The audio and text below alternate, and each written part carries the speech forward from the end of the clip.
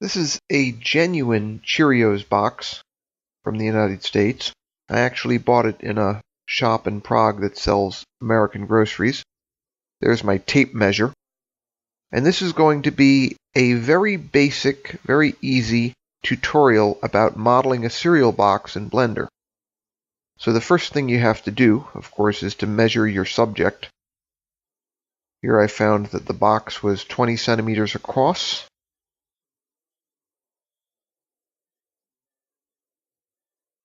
"30 centimeters tall if you take into account that that top was open.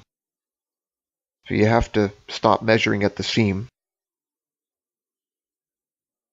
Then I closed the top here, jumping ahead here. And then I measured the thickness of the box at 7 centimeters. So those were the numbers I ended up putting in Blender. This is my scanner. It's an HP ScanJet 3800. It's kind of old, but it runs pretty well. It's a flatbed scanner, of course. And that means I can scan cereal boxes in it if I want to. You can use it when it's open. It also can scan negatives, so I have the negative holder there.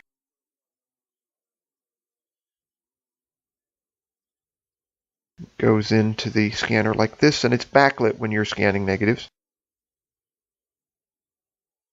You can also slide 35mm slides in there if they're mounted, and it works just fine that way. But if you're going to scan a cereal box, you just lay it in like that. I mean, you don't have to close it. Works just fine open. And so that means you can scan all the other sides also without closing it.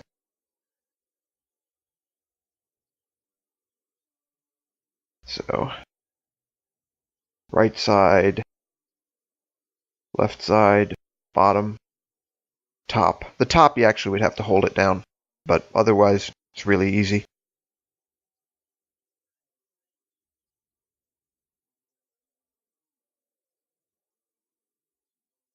It did get dirty from the box there because the box has been sitting in my flat for a little while.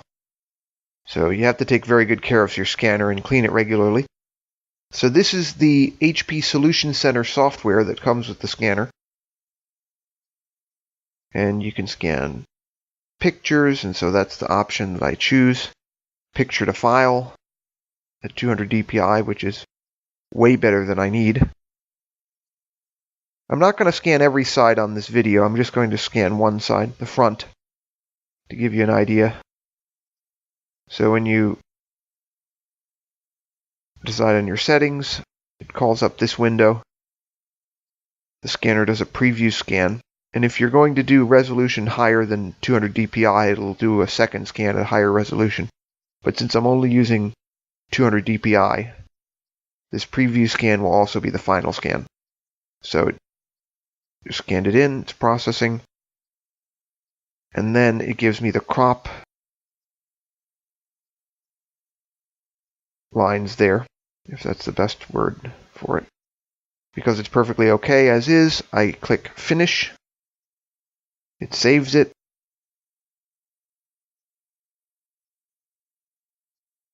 And then because I clicked the relevant box earlier, I can just go straight to the file, seen here in Windows Picture Viewer.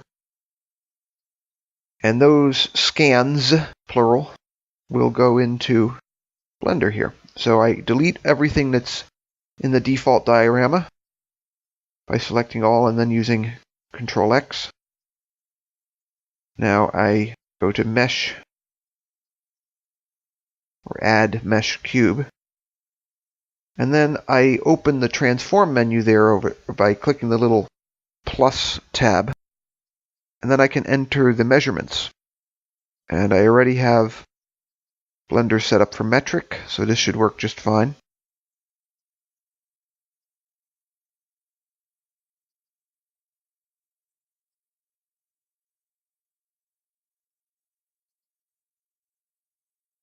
So 20 by 7 by 30. which of course there are in fractions, or rather decimals of a meter. So then I go to orthographic view, view left, or it could be right, doesn't really matter, or front or back.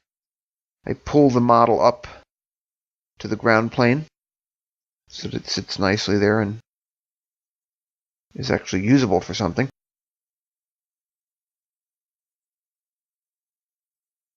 And I go to edit mode to mark the seams. So I do multiple selections here using right-click, shift, or really shift right-click.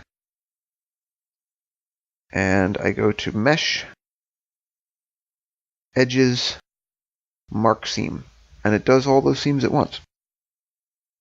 And I can do the other seams the same way.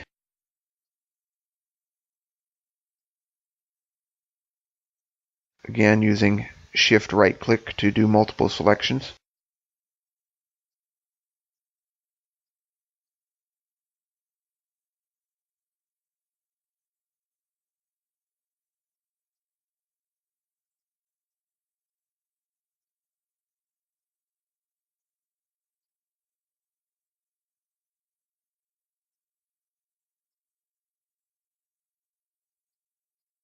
On this model, I think I could have also done select all and then done mark seam, because the model is so simple, but I'm going bit by bit here so that you get to see it again and again. On a model this simple, marking the seams is really easy, but it is necessary if you want it to unwrap correctly. Now that also brings me to a crucial step that I almost forgot, and that the rescaling to the correct dimensions has to be made permanent. Because you see I've done that, but the scale is not 1:1:1. So I go to Object, Apply, Rotation and Scale.